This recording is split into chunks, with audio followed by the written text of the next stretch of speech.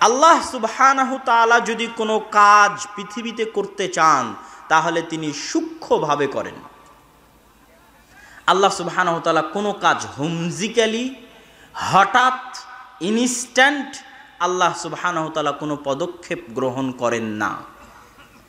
আচ্ছা, ইউসুফ আলাইহিস সালাতু ওয়াস সালাম যখন 7 বছর জেলে, তখন আল্লাহ কি ফেরেশতা পাঠিয়ে জেলের দেওয়াল ভেঙে ইউসুফ আলাইহিস সালামকে বের করতে পারেন না? পারেন না?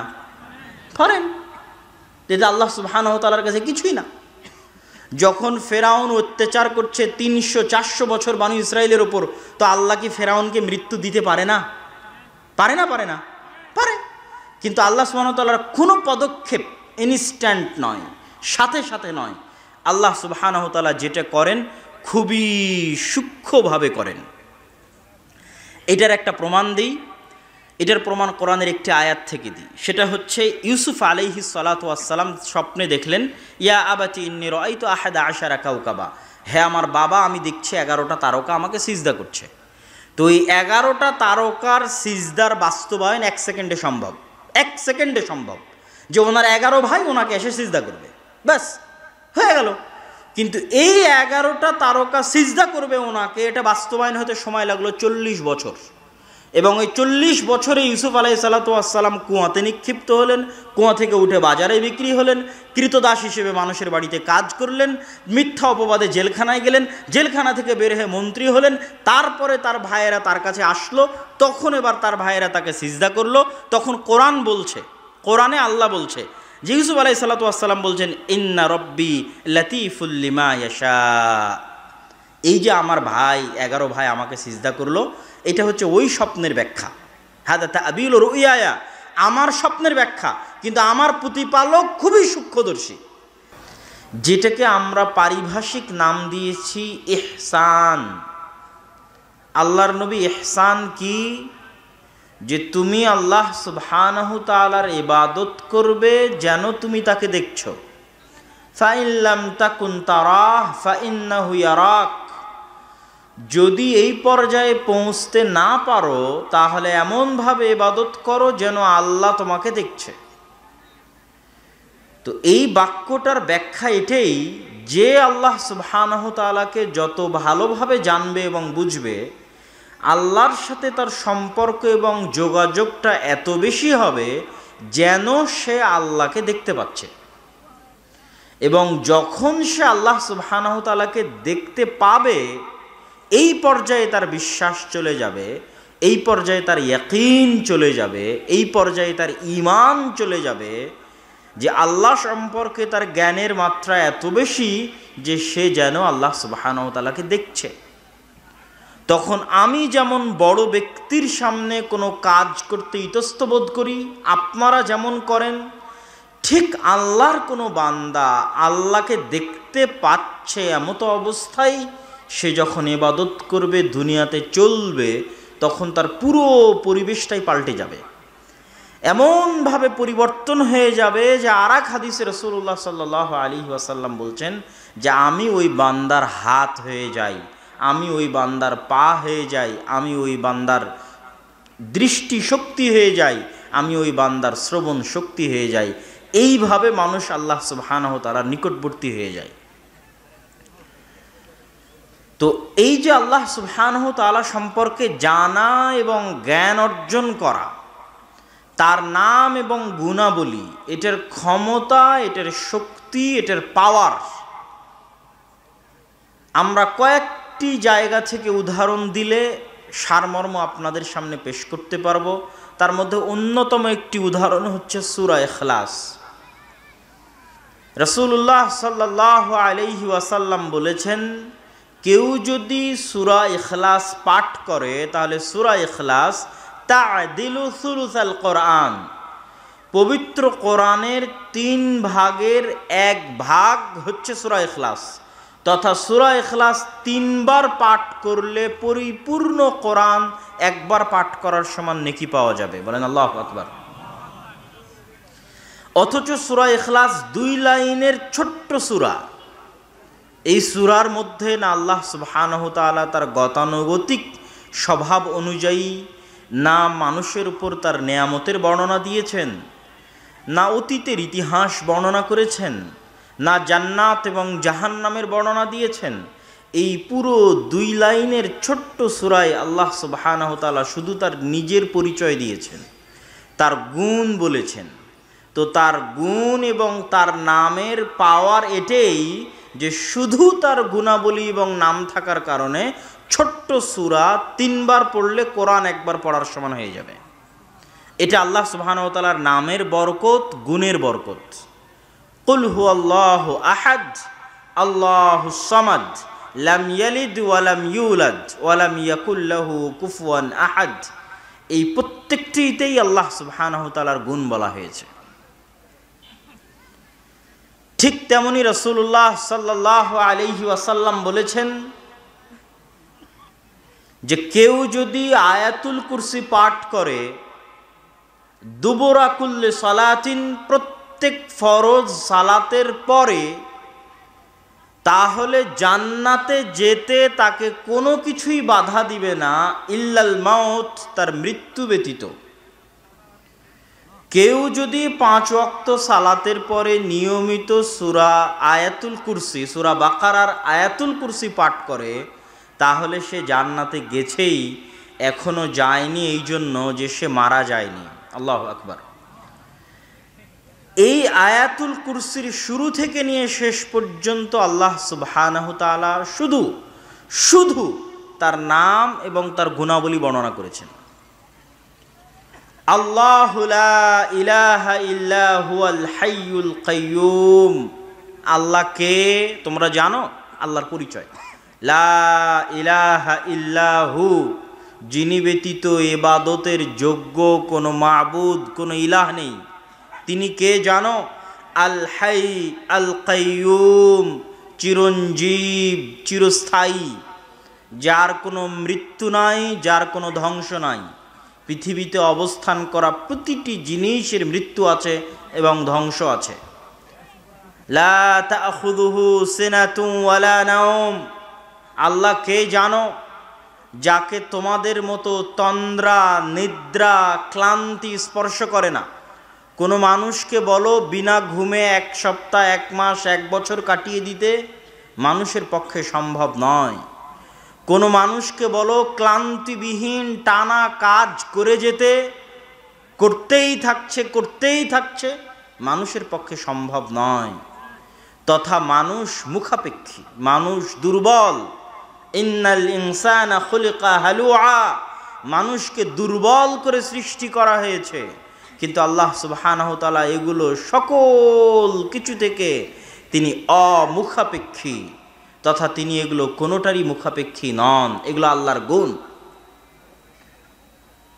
মান যাল্লাযী ইয়াশফাউ ইনদাহু ইল্লা বিইযনিহি, এমন কি কেউ আছে পৃথিবীতে ক্ষমতাশালী, দাপটওয়ালা, বিত্তশালী, টাকা পয়সাওয়ালা, বড় নেতা, বড় এমপি, বড় মন্ত্রী, বিশ্বের শাসক, দেশের শাসক, মান যাল্লাযী ইয়াশফাউ ইনদাহু ইল্লা বিইযনিহি, যার ক্ষমতা আছে, যার সাহস আছে, যে আল্লাহর সামনে দাঁড়িয়ে কথা বলবে আল্লাহর অনুমতি ছাড়া। এটা আল্লাহর চ্যালেঞ্জ। আল্লাহ এই চ্যালেঞ্জ আয়াতুল কুরসির মধ্যে দিচ্ছেন। এগুলো সবই আল্লাহ সুবহানাহু ওয়া তাআলার ক্ষমতা, আল্লাহ সুবহানাহু ওয়া তাআলার পাওয়ার, আল্লাহ সুবহানাহু ওয়া তাআলার গুণ, আল্লাহ সুবহানাহু ওয়া তাআলার জ্ঞান। এগুলোর বর্ণনা এই পুরো আয়াতুল কুরসির মধ্যে আল্লাহ সুবহানাহু ওয়া তাআলা দিয়েছেন। এই জন্য আয়াতুল কুরসির এত ফজিলত, এই জন্য আয়াতুল কুরসির এত ক্ষমতা, এই জন্য আয়াতুল কুরসির এত পাওয়ার। কিন্তু আমাদের উদ্দেশ্য হচ্ছে এই আয়াতুল কুরসির মাধ্যমে, এই সূরা ইখলাসের মাধ্যমে আপনাদেরকে বুঝানো যে আল্লাহর নাম এবং আল্লাহর গুণাবলীর গুরুত্ব, তাৎপর্য কতখানি।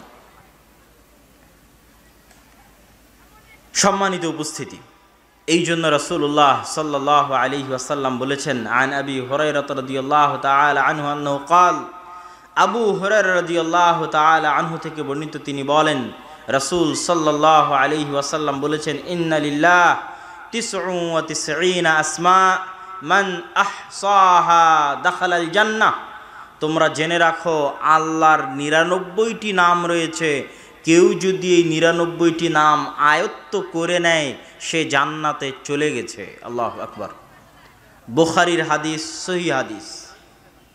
আল্লাহ সুবহানাহু তাআলার নাম এবং গুণাবলী আয়ত্ত করার ফজিলত।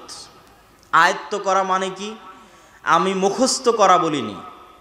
অনুবাদের মধ্যে যদি আপনারা খেয়াল করে থাকেন তাহলে আমি বলিনি যে কেউ ৯৯টি নাম মুখস্থ করে নিল, কেননা আরবিতেও হিফজ শব্দটা ব্যবহার করা নাই। আরবিতেও বলা আছে আহসাহা, ঘিরে নিল চারিদিক থেকে, কোনো একটা জিনিস থেকে চারিদিক থেকে ঘিরে নিল। মান আহসাহা, এই পুরো ৯৯টি নামকে যে আয়ত্ত করলো, ইবনুল কাইয়িম রাহিমাহুল্লাহ লিখছেন যে এই আল ইহসা, আল্লাহর নামেকে আয়ত্ত করা, মুখস্থ করা, যেটাই বলি, এটার কয়েকটি ব্যাখ্যা আছে যে কিভাবে আমরা আল্লাহ সুবহানাহু তাআলার নামের ইবাদত করব। আল্লাহ সুবহানাহু তাআলার নামের ইবাদত করতে গিয়ে ইবনুল কাইয়িম রাহিমাহুল্লাহ বলেছেন, এক, আমরা এই নামগুলো দিয়ে আল্লাহ সুবহানাহু তাআলার নিকটে দোয়া করব। ওয়ালিল্লাহিল আসমাউল হুসনা ফাদউহু বিহা, আল্লাহ সুবহানাহু তাআলার সুন্দর গুণাবলী সম্পন্ন নাম রয়েছে, তোমরা এই নাম দিয়ে আল্লাহ সুবহানাহু তাআলাকে ডাকো।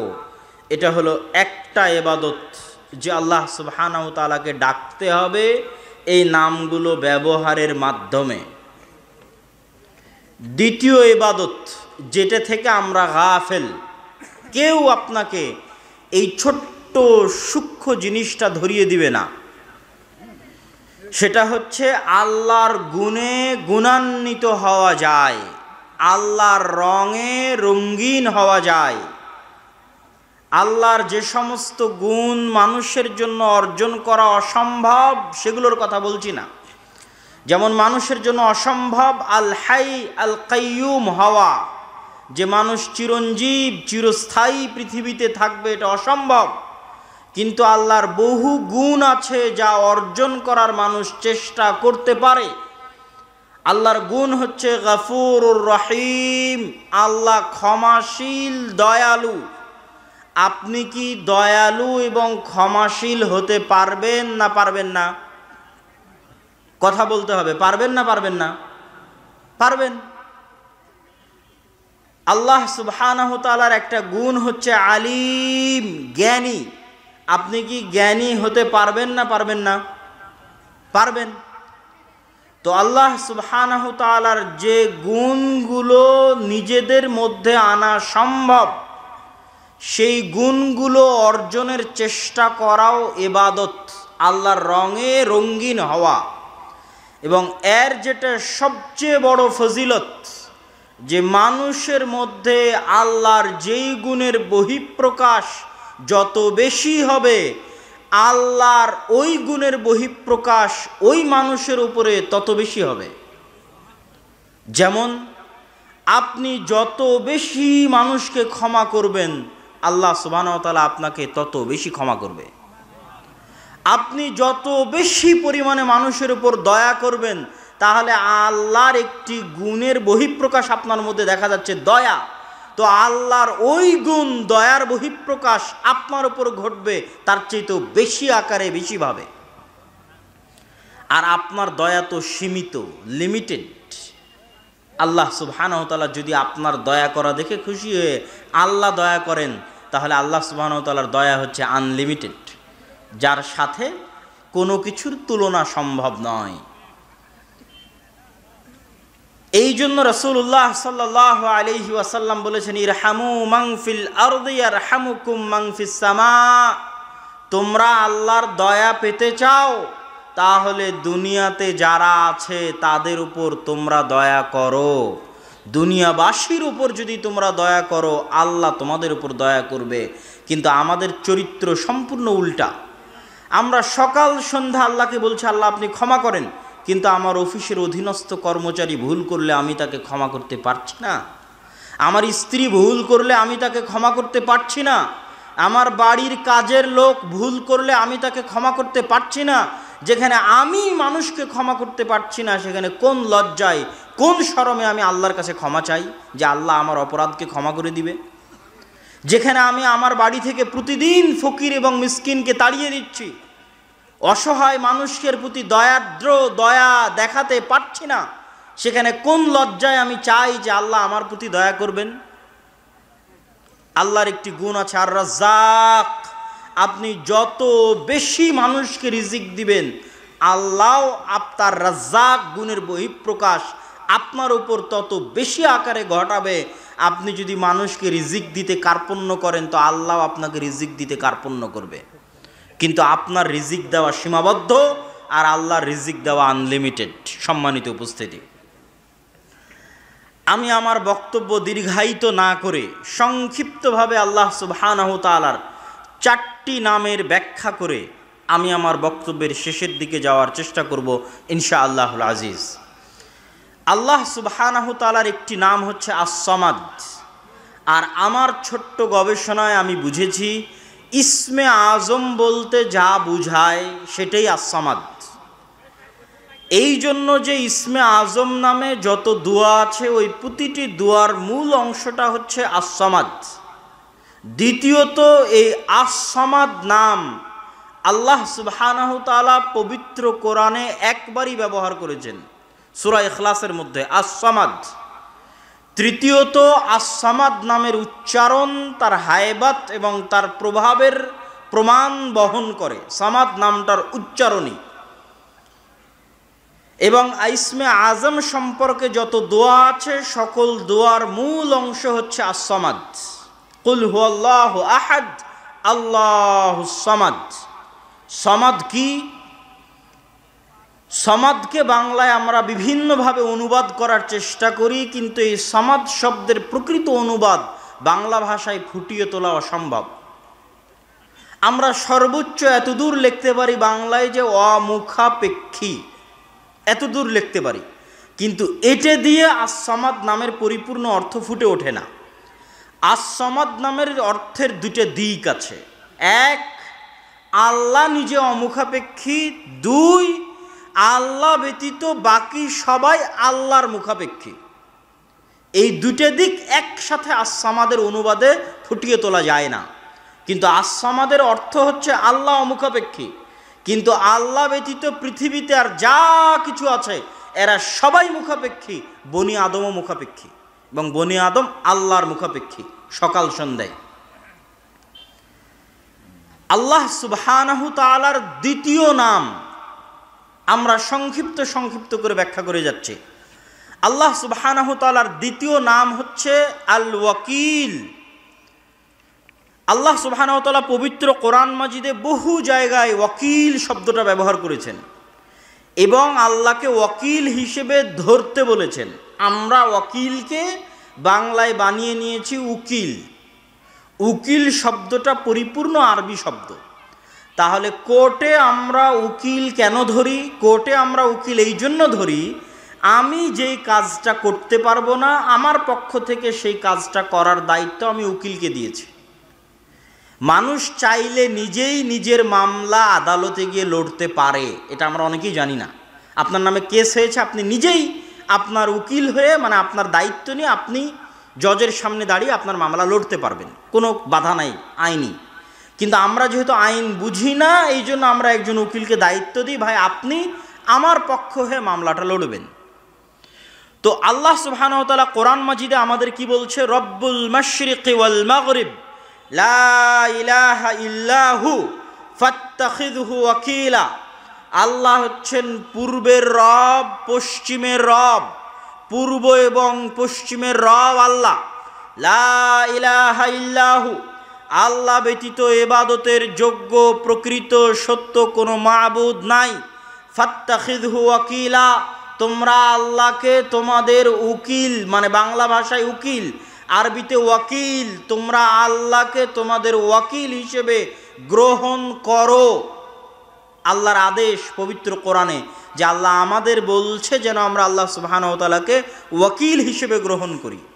কিন্তু আমরা তো আদালতে মামলায় গিয়ে বুঝি যে উকিল হচ্ছে এই, তাহলে আল্লাহকে ওয়াকিল হিসেবে গ্রহণ করার অর্থ কী? এবং ওয়াকিল নাম থেকে নির্গত শব্দ হচ্ছে তাওয়াক্কুল। যত জায়গায় আল্লাহ সুবহানাহু তাআলা তাওয়াক্কুল করার কথা বলেছেন তত জায়গায় অর্থ এটাই যে ওয়াতাওয়াক্কাল আলাল আজিজির রহিম, তোমরা পরাক্রমশালী দয়ালু আল্লাহকে তোমাদের উকিল বানাও, মানে দায়িত্ব দিয়ে নির্ভর হয়ে যাও। ওয়াতাওয়াক্কাল ভরসা করো, মানে দায়িত্ব দিয়ে নির্ভর হয়ে যাও, তোমার দায়িত্ব দাও দিয়ে নির্ভর হও। তো এই আদেশের রহস্য কি? কেন আল্লাহ সুবহানাহু ওয়া তাআলা আমাদের বলছেন যে আমরা আল্লাহকে দায়িত্ব দিব? এটার ব্যাখ্যা আপনাদেরকে সংক্ষিপ্তভাবে আমি করার চেষ্টা করি। আল্লাহ সুবহানাহু ওয়া তাআলা আর এক আয়াতে বলছেন, ওয়াতাওয়াক্কাল আলাল হাই আল্লাযী লা ইয়ামুত, তোমরা দায়িত্ব দাও ওই সত্তাকে যিনি চিরঞ্জীব, কোনোদিন মারা যাবেন না। এটা আল্লাহ কারণ বলছেন যে কেন আপনি আল্লাহকে দায়িত্ব দিবেন। এখন যদি আপনি মারা যান আর আপনার ছোট দুইটা বাচ্চা থাকে, তো ছোট একটা বা দুইটা বাচ্চার দায়িত্ব আপনি আপনার বোনকে বলছেন, বোন এবার আমার ছেলে মেয়ে দুটো এতিম হয়ে যাচ্ছে, দেখে রাখিস। আপনার ভাইকে বলছেন, আমার ছেলে মেয়ে দুটো এতিম হয়ে যাচ্ছে, দেখে রাখিস। আপনাকে হয়তো পুলিশে গ্রেফতার করে নিয়ে জেলে চলে যাচ্ছে, আপনি আপনার ভাইকে বোনকে বলছেন, আমি জেলে চলে গেলাম, আমার এই জিনিসগুলো দেখে রাখিস। আচ্ছা, আপনার কাছে কি কোনো গ্যারেন্টি আছে যে আপনার জেলে চলে যাওয়ার পর আর আপনার মৃত্যুর 1 সেকেন্ডের মাথায় তারা মারা যাবে না? কথা বলতে হবে, কোনো গ্যারেন্টি আছে? কোনো গ্যারেন্টি নাই। তাহলে তাকে আপনি কোন ভরসায় দায়িত্ব দিচ্ছেন? এই জন্য আল্লাহ বলছে ওয়াতাওয়াক্কাল আলাল হাই আল্লাযী লা ইয়ামুত, ওই সত্তাকে দায়িত্ব দাও যে কোনোদিন মারা যাবে না। তোমার ভাই, তোমার বোন, তোমার আত্মীয় স্বজন এখনই মারা যেতে পারে। তুমি দুনিয়া থেকে বিদায় নেওয়ার পরে কেন, আগেও মারা যেতে পারে। অতএব তুমি তাদেরকে কোন ভরসায় তোমার ইতিম ছেলে মেয়ের দায়িত্ব দিচ্ছ? কোন ভরসায় তোমার পরিবারের দায়িত্ব দিচ্ছ? দায়িত্ব দাও তার প্রতি যিনি কোনো দিন মারা যাবেন না। তোমার বংশ গোষ্ঠী যদি দুনিয়া থেকে নির্মূল হয়ে যায়, তবু আল্লাহ সুবহানাহু ওয়া তাআলা চিরঞ্জীব হিসেবে থাকবে এবং তোমার দেওয়া দায়িত্ব পালন করবে। তোমরা দেখোনি পবিত্র কোরআনে আল্লাহ সুবহানাহু ওয়া তাআলা 2 জন ইতিমের সন্তান সম্পদ ফিরিয়ে দিয়েছে, 2 ভাইয়ের সম্পদ ফিরিয়ে দিয়েছে নবী পাঠিয়ে, আর খিজির আলাইহিস সালাতু ওয়াস সালামকে পাঠিয়ে। ওদের কেউ ছিল না বংশবুনিয়াদ, কিন্তু বাপ মা দায়িত্ব দিয়ে গেছিল আল্লাহকে। তাদের পিতামাতা সৎ ছিল, তারা মরার সময় সম্পদ সন্তানের কাছে বুঝিয়ে দেওয়ার দায়িত্ব দিয়েছিল আল্লাহকে, যে আল্লাহ আমরা তো মারা যাচ্ছি, আমার 2 এতিম ছেলে মেয়ে রেখে যাচ্ছি, এই সম্পদগুলো যেন তারা বুঝে পায়, এই দায়িত্ব তোমাকে দিয়ে গেলাম। আল্লাহ সুবহানাহু ওয়া তাআলা পবিত্র কোরআন মাজিদে আরও কিছু কারণ উল্লেখ করেছেন যে কেন আমরা আল্লাহ সুবহানাহু ওয়া তাআলাকে দায়িত্ব দিব। আল্লাহ সুবহানাহু ওয়া তাআলা বলছেন, ওয়ালিল্লাহি মা ফিস সামাওয়াতি ওয়াল আরজ ওয়া কাফা বিল্লাহি ওয়াকিলা।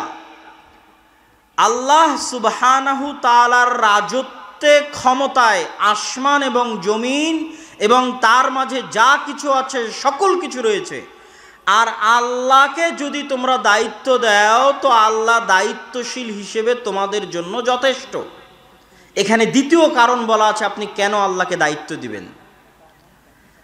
আজকে এই বাক্যের অর্থটা আমি খুব ভালোভাবে এই জন্য অনুভব করতে পারি, প্রত্যেক যারা বিদেশে গেছে তারা বুঝতে পারবে।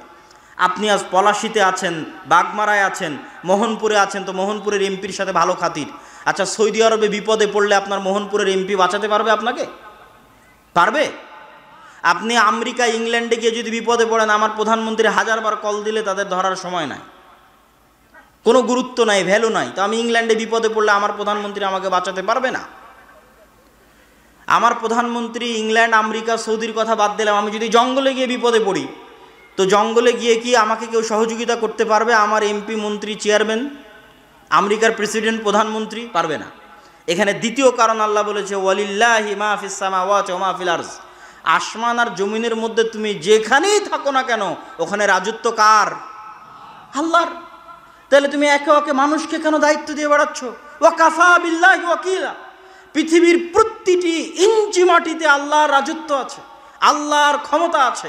অতএব তুমি পৃথিবীর যেখানেই থাকো না কেন, তোমার দায়িত্ব আল্লাহকে দাও, আল্লাহ তোমার দায়িত্বশীল হিসেবে যথেষ্ট। আল্লাহু আকবার। আল্লাহ সুবহানাহু ওয়া তাআলা তাকে দায়িত্বশীল করার জন্য তৃতীয় আরেকটা কারণ বলছেন, ওয়াতাওয়াক্কাল আলাল্লাহ ইন্নাহু হুয়াস সামিউল আলিম। এই মাটির ঘরে যখন ঢুকলাম তখন মোবাইলের নেটওয়ার্ক কাজ করেনি।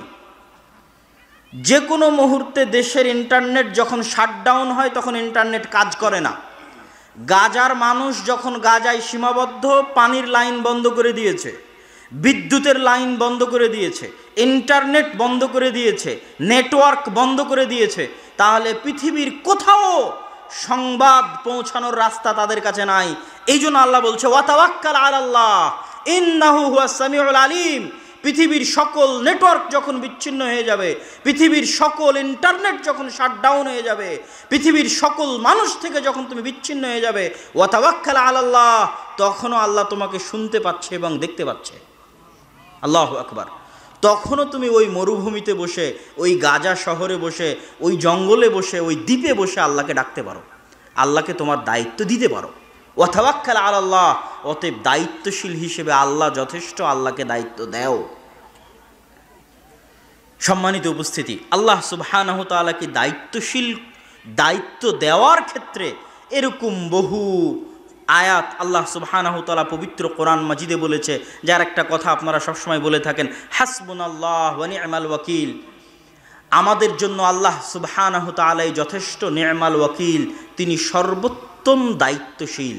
নি'মাল মাওলা ওয়া নি'মান নাসির, সর্বোত্তম অভিভাবক এবং সর্বোত্তম সাহায্যকারী। এজন্য আজকে এই নাম থেকে শিখে গিয়ে বাড়ি থেকে বের হবেন, ছেলে মেয়েকে রেখে যাবেন, ছেলে মেয়েকে স্কুলে পাঠাবেন, সফরে বিদায় দিবেন, প্রত্যেক জায়গায় কাকে দায়িত্ব দিবেন সবার আগে বলেন তো? একটু জোরে বলেন, কাকে দায়িত্ব দিবেন? আল্লাহ। আস্তাউদিউকুমুল্লাহ, আপনার দায়িত্ব আমি আল্লাহকে দিয়ে দিলাম। আপনি ছেলে মেয়েকে স্কুলে দিয়ে এসেছেন, বাসায় রেখে গেছেন, যত আত্মীয় স্বজন আছে তারাও আপনার সাথে মুনাফিকি করতে পারে, তারাও আপনাকে ধোঁকা দিতে পারে। কত চিটাগাংয়ের কিছুদিনের আগের সংবাদ, যে সবচেয়ে বিশ্বস্ত ছিল সেই ওই ছোট্ট মেয়েটাকে জবাই করেছে, জবাই করে সমুদ্রের ধারে ফেলে দিয়ে আসছে। দুনিয়ার কোনো মানুষকে আপনি বিশ্বাস করতে পারবেন না, কিন্তু আল্লাহকে বিশ্বাস করতে পারবেন। এই জন্য সর্বদা মনে রাখতে হবে, প্রত্যেক ধাপে আপনি অন্তরস্থল থেকে আপনার পরিপূর্ণ দায়িত্ব আল্লাহর উপর দিয়ে দেন, এবং আল্লাহ সুবহানাহু ওয়া তাআলা দায়িত্বশীল হিসেবে যথেষ্ট। আল্লাহ সুবহানাহু ওয়া তাআলার আরেকটি নাম লতীফ। লতীফ শব্দের অর্থ হচ্ছে সূক্ষ্মদর্শী। সূক্ষ্মদর্শীর দুটো অর্থ। আল্লাহ যে সূক্ষ্মদর্শী তার দুটো অর্থ। এক, আল্লাহ আমাদের অন্তরের কথা সূক্ষ্মভাবে পড়তে পারেন এবং বুঝেন। লতীফুম বিযাতিস সুদূর। পৃথিবীতে কোনো মানুষের অন্তর হুবহু অনুভব করতে পারে না। আপনার বাপ মাকে আপনি যেই পরিমাণ ভালোবাসেন, আপনার স্ত্রীর অন্তরে ওই ভালোবাসা কপি পেস্ট করে দিতে পারবেন না। এটা কম্পিউটারের সফটওয়্যার নয় যে কপি করে পেস্ট করে দিলেন, তাহলে আপনি যেমন ভালোবাসছেন আপনার বাপ মাকে, আপনার স্ত্রীও তেমন ভালোবাসবে। এটা হয় না।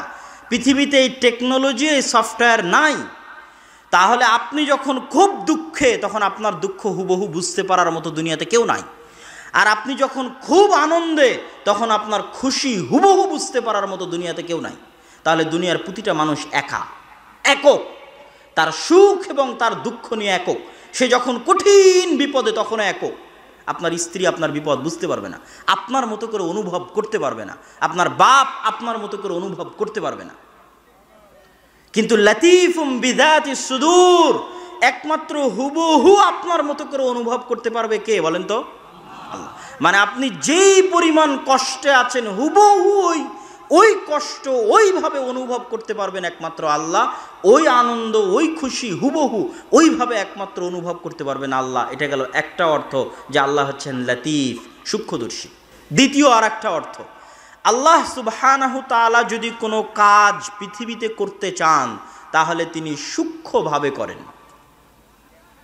আল্লাহ সুবহানাহু তাআলা কোনো কাজ হুমজিক্যালি, হঠাৎ, ইনস্ট্যান্ট আল্লাহ সুবহানাহু তাআলা কোনো পদক্ষেপ গ্রহণ করেন না। আচ্ছা, ইউসুফ আলাইহিস সালাতু ওয়াস সালাম যখন 7 বছর জেলে, তখন আল্লাহ কি ফেরেশতা পাঠিয়ে জেলের দেওয়াল ভেঙে ইউসুফ আলাইহিস সালামকে বের করতে পারেন না? পারেন? যেটা আল্লাহ সুবহানাহু ওয়া তাআলার কাছে কিছুই না। যখন ফেরাউন অত্যাচার করছে 300-400 বছর বানু ইসরায়েলের ওপর, তো আল্লাহ কি ফেরাউনকে মৃত্যু দিতে পারে না? পারে না? পারে না? পারে। কিন্তু আল্লাহ সুবহানাহু ওয়া তাআলার কোনো পদক্ষেপ ইনস্ট্যান্ট নয়, সাথে সাথে নয়। আল্লাহ সুবহানাহু ওয়া তাআলা যেটা করেন খুবই সূক্ষ্মভাবে করেন। এটার একটা প্রমাণ দিই, এটার প্রমাণ কোরআনের একটি আয়াত থেকে দিই। সেটা হচ্ছে ইউসুফ আলাইহিস সালাতু ওয়াস সালাম স্বপ্নে দেখলেন, ইয়া আবাতি ইন্নী রাআইতু আহাদা আশারা কাওকাবা, হে আমার বাবা, আমি দেখছি 11টা তারকা আমাকে সিজদা করছে। তো এই 11টা তারকার সিজদার বাস্তবায়ন 1 সেকেন্ডে সম্ভব। 1 সেকেন্ডে সম্ভব যে ওনার 11 ভাই ওনাকে এসে সিজদা করবে, ব্যাস হয়ে গেল। কিন্তু এই 11টা তারকা সিজদা করবে ওনাকে, এটা বাস্তবায়ন হতে সময় লাগলো 40 বছর। এবং ওই 40 বছরে ইউসুফ আলাইহিস সালাতু ওয়াস সালাম কুয়াতে নিক্ষিপ্ত হলেন, কুয়া থেকে উঠে বাজারে বিক্রি হলেন, কৃতদাস হিসেবে মানুষের বাড়িতে কাজ করলেন, মিথ্যা অপবাদে জেলখানায় গেলেন, জেলখানা থেকে বের হয়ে মন্ত্রী হলেন। তারপরে তার ভাইয়েরা তার কাছে আসলো, তখন এবার তার ভাইয়েরা তাকে সিজদা করলো।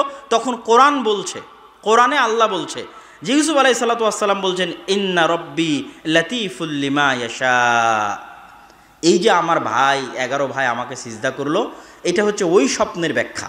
হাদা তা'বীলু রুইয়া, আমার স্বপ্নের ব্যাখ্যা। কিন্তু আমার প্রতিপালক খুবই সূক্ষ্মদর্শী, তিনি ইনস্ট্যান্ট এক ধাপে 1 মিনিটে কোনো কাজ করেন না, তার প্রতিটা কাজ সূক্ষ্ম। এই জন্য আপনি যখন দেখছেন আপনার সামনে ঘন বিপদ, তো হতাশ হওয়ার কিছু নাই। এই বিপদ এক সময় কেটে গিয়ে ভালো দিন আসবে, যেটা আপনি জানেন না, কেননা আল্লাহ সাথে সাথে আপনার ওই বিপদ দূর করবেন না। এর জন্য আল্লাহ সুবহানাহু ওয়া তাআলা পৃথিবীতে ওসিলা তৈরি করবেন, ওয়াসাইল তৈরি করবেন। ফেরাউনকে ডুবিয়ে মারার জন্য আল্লাহ ওয়াসাইল তৈরি করেছেন। মুসা আলাইহিস সালামকে পাঠিয়েছেন, দীর্ঘদিন যাবৎ মুসা আলাইহিস সালামকে লালন পালন করেছেন। তারপরে মুসা আলাইহিস সালামের সাথে কত ঘটনা, জাদুকরদের ঘটনা, 9-10 রকমের আযাব ফেরাউনের উপর, ফেরাউনের ঈমান না আনয়ন করা, সব মিলিয়ে একটা সময় মুসা আলাইহিস সালাম যখন পালিয়ে যাচ্ছেন, তারপরে তখন ফেরাউন সেখানে ডুবে মারা যাচ্ছে। তো কোনো কিছু আল্লাহ সুবহানাহু ওয়া তাআলা ইনস্ট্যান্ট সাথে সাথে বাস্তবায়ন করবেন না, তিনি বাস্তবায়নে সূক্ষ্মদর্শী। মানুষও বুঝতে পারবে না যে আল্লাহ সুবহানাহু ওয়া তাআলা এই কাজ কিভাবে করবেন।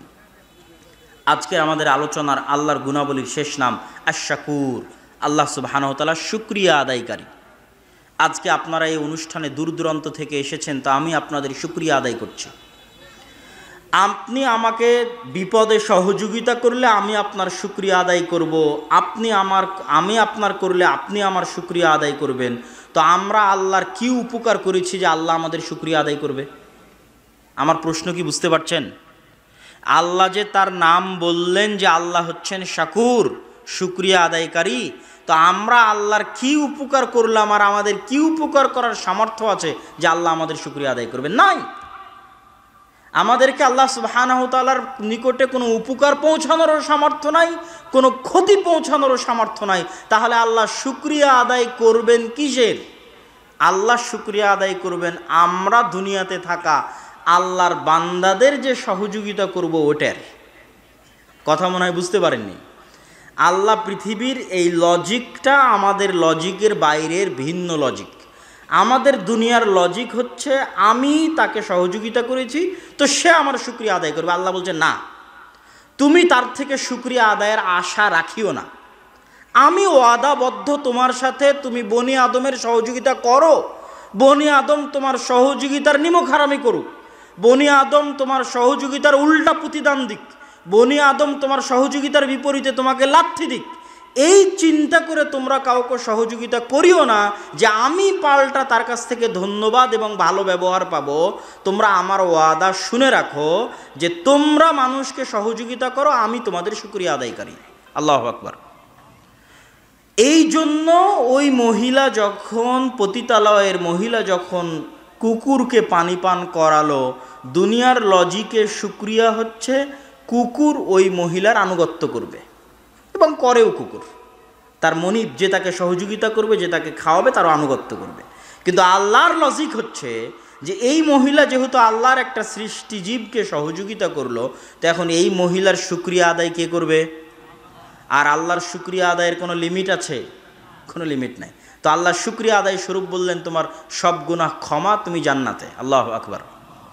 এই জন্য কখনো আত্মীয় স্বজন, ভাই বোন, পাড়া প্রতিবেশী কারো প্রতি অন্তরে সংকীর্ণতা রেখে সহযোগিতা থেকে বিরত থাকবেন না। আপনি সহযোগিতা করবেন, আপনার শুকরিয়া আদায় করবে আল্লাহ। আর মানুষের শুকরিয়া সীমাবদ্ধ। মানুষের শুকরিয়া নিয়ে কি করবেন? মানুষ 100 টাকা দিয়ে শুকরিয়া আদায় করবে, 500 টাকা দিয়ে শুকরিয়া আদায় করবে, আর আল্লাহ সুবহানাহু ওয়া তাআলা কীভাবে আপনার শুকরিয়া আদায় করবে আপনি নিজেও জানেন না।